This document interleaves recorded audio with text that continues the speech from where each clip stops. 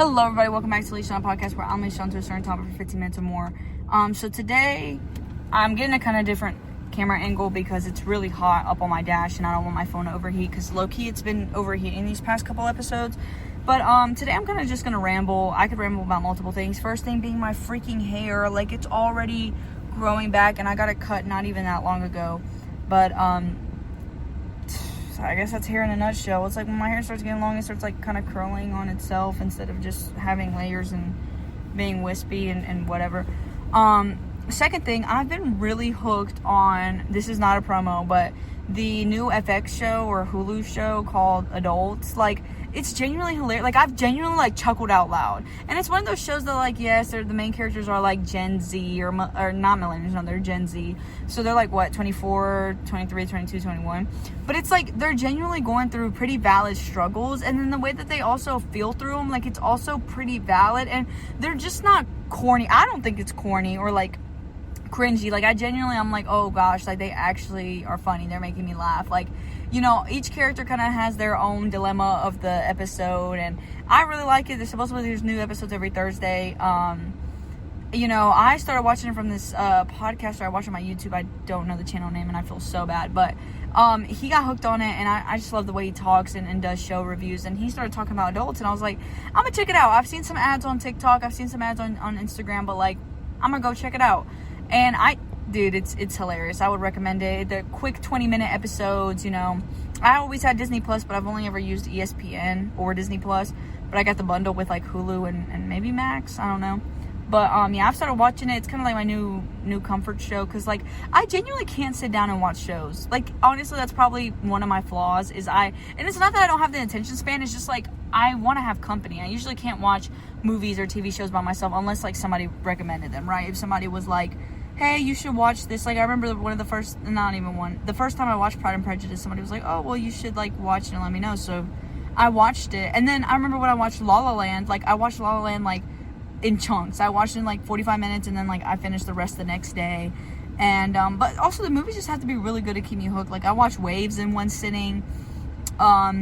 I can usually watch a lot of horror shows or horror movies in one sitting, but I also just enjoy like watching movies that like nobody has watched before with a crowd of people. Like a movie I haven't seen in a movie that my friends haven't seen all together, because I just feel like, oh wow, we're all like experiencing this show for the first time together. Talk about my friends. My friends are so busy right now. I genuinely miss them, and then sometimes I'm like, wow, I'm really grateful to like have people I miss, because I'm genuinely out almost every day. Like, that it is one of my values and on my to-do list that I spend time with somebody else other than myself at least once a day. So obviously in my job, it's like, okay, if I didn't get to hang out with a friend because they're busy, or I ended up getting too busy with homework or whatever, at least like I had like interactions with my coworkers. Like, I do not want to sit a day where it's like I'm completely isolated. But then I recently have been entering like a weird era where it's like I genuinely want to be left alone. And obviously this is my video journal and I'm gonna document it. But also talking about documenting, dude, my biceps have gotten huge. Like, my biceps and my shoulder have gotten huge. But anyways, that was a mental note for myself. But also, yeah, like, I'm starting to get like that 17-year-old angst, and I'm like, ugh, like, I don't want to do anything. I don't want to be around anybody. Like, ugh, life, what is that? So I'm genuinely kind of starting to experience angst, and then like, I'm just really hoping that it'll be temporary, because I don't like feeling this way, right? I like being around people. I like having fun. I like being excited. I like having things to do. Like, I like being in a routine. But to be fair, I did just overcome a stomach bug that I got Friday, and I'm blaming it from being around kids.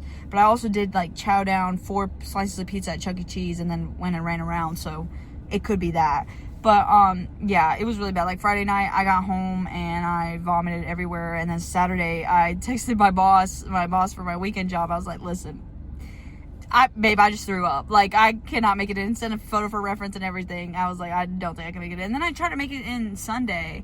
But Sunday, oh my gosh, I felt like, then I got the like low energy, lethargic part, because I was still throwing up Saturday morning. Because I texted her Friday. This was like Friday at 11. I texted her, I was like, I don't think I'm going to be able to make it. So I wasn't able to make it Saturday. But then Sunday morning, I was throwing up. And then I was like, and I started getting tired.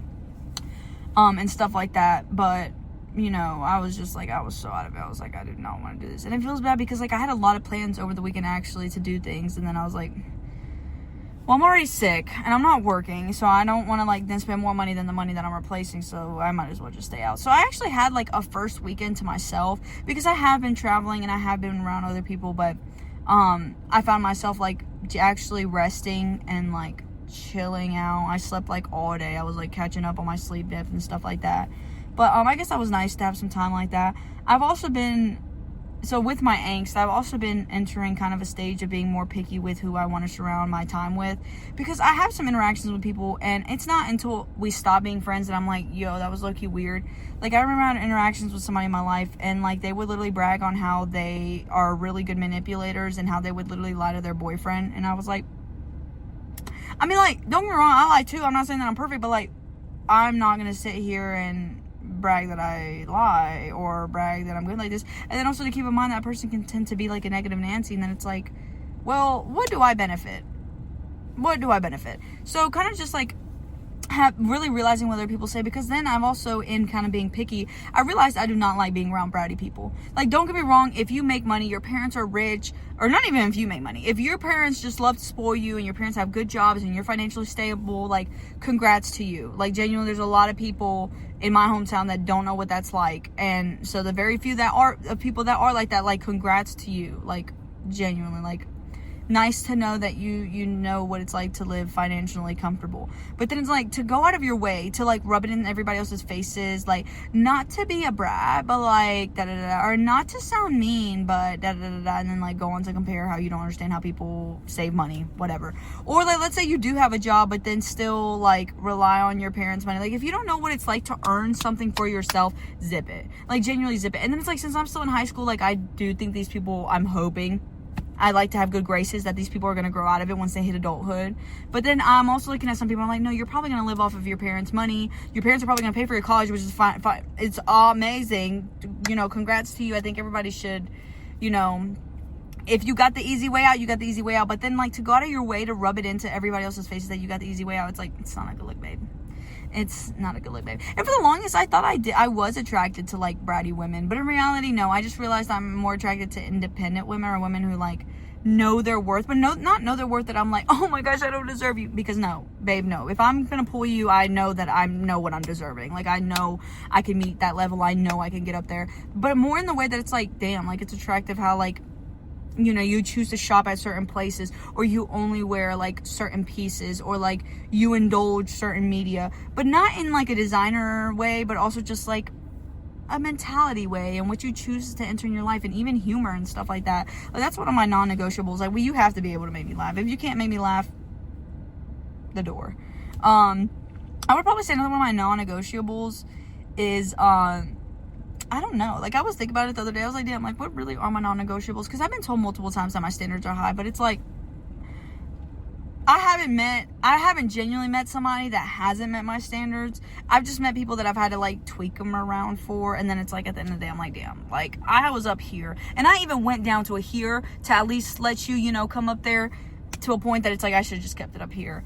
And that's saying that my shit isn't impossible. It's genuinely bare minimum. But there are some relationships that, you know, are meant to help you learn lessons and learn how to be a better version of yourself, and learn how to set better, you know, standards and stuff like that. I mean, like, I had to go through a bunch of relationships to really find out like my inner workings, because obviously that's another thing. It's like, I know that I'm flawed, and I know whoever I date is going to be flawed, but it's like, there's going to be a limit to your flaws. Like, obviously, if you have a past of cheating, or you have a past of lying, or you have a past of like,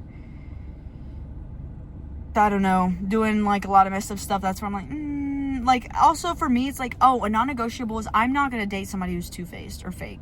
Because don't get me wrong, like, I'm genuinely one of those people that you can tell on how I feel about you based off of how I talk to you. Like, and that's not saying I'm going to be disrespectful to somebody, but that also says that it's like, I think people forget what it really means. Like, respectful and nice. Because I think even still being nice is you still going out of your way and giving up your energy to somebody who doesn't deserve it. Because being respectful is doing things like holding the door, using your manners, bless you, excuse me. Like, that's manners. That's respectful is bare minimum manners, right? But being nice is like going out of your way to invite them into places, complimenting them. Like, that you don't need to do all that extra pizzazz, right? If you genuinely don't like somebody, you can just leave it as like a thank you. Or if you have to work with a project together, speak on the project, that's it. But you don't have to go out of your own way to compliment them or ask them what's going on in their life, or even tell them what's going on in your life. And I think some people forget those boundaries.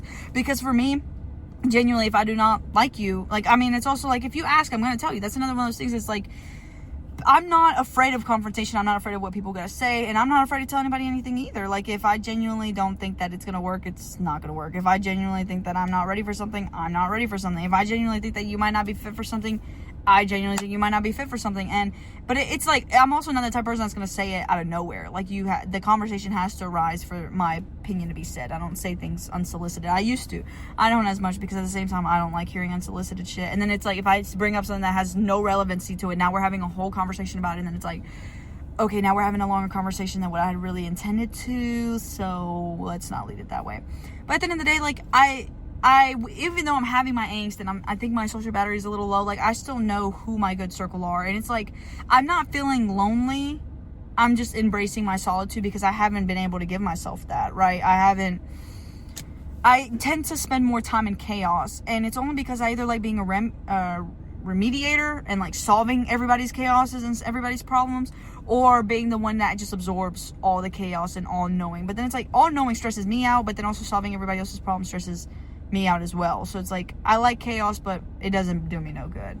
So in reality, I've been trying to accept more, just like focusing on what I want, and being okay with being boring, like being bored. Like, I sit here and say, oh, I can't stand being bored. I can't stand being bored, because I fucking can't. I genuinely like going out, and I like having fun. So the times that I am bored, it's like, goodness gracious, I'm genuinely doing nothing. But sometimes I think that that's necessary for me to be able to come back and appreciate, like, oh wow, I do enjoy when I'm doing something, or man, I have time to miss my friends, or man, I have time to catch up on that one show that I haven't had time to, or watch some silly stuff.